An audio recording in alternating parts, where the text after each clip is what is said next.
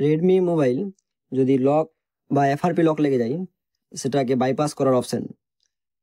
সর্বপ্রথম আমরা lock unlock করার পর যখন আমাদের এফআরপি লক চলে আসে, তো এফআরপি লকটাকে কিভাবে আমরা রিমুভ করবো সেই অপশনটা স্টেপ বাই স্টেপ ভিডিওতে দেওয়া আছে। এখানে আমরা সর্বপ্রথম অপশনে ঢুকে একটা প্যাটার্ন লক আগে সেট করে নিব। প্যাটার্নে ঢুকলাম, প্যাটার্নে ঢোকার পর আমরা নিজের ইচ্ছা মতো প্যাটার্ন লক সেট করে নেবো। যখন প্যাটার্ন লকটা সেট করবো তখন আমার ফোনে কোনো ইন্টারনেট কানেকশন থাকবে না, এটা মাথায় রাখতে হবে। ইন্টারনেট কানেকশন ছাড়াই আমাকে প্যাটার্ন লকটা সেট করতে হবে। প্যাটার্ন লক সেট হয়ে যাওয়ার পর এবার আমরা প্রথম থেকে আবার স্টেপ বাই স্টেপ আগে বাড়বো। আগে বাড়ার পর এবার আমাদের নেট কানেকশন অন করতে হবে।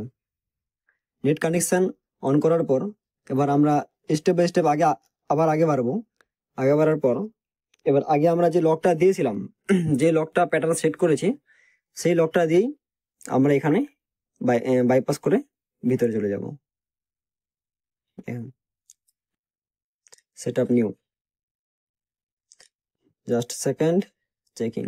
এই দেখেন যে লকটা আমরা সেট করেছি সেই লকটা এখানে দেবো। আপনারা প্যাটার্ন বা আপনার পাসওয়ার্ড পিন চাইলে পাসওয়ার্ড পিনও সেট করতে পারেন। এখানে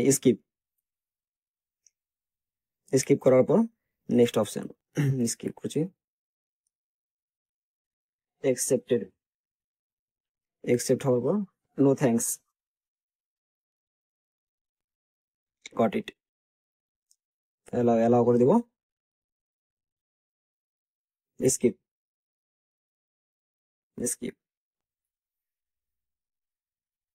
দেখেন আমাদের সেটআপ পুরো কমপ্লিট। আপনারা যে কোনো রেডমি সেটে খুব ইজিলি এফআরপি রিমুভ করতে পারবেন এই সিস্টেমে।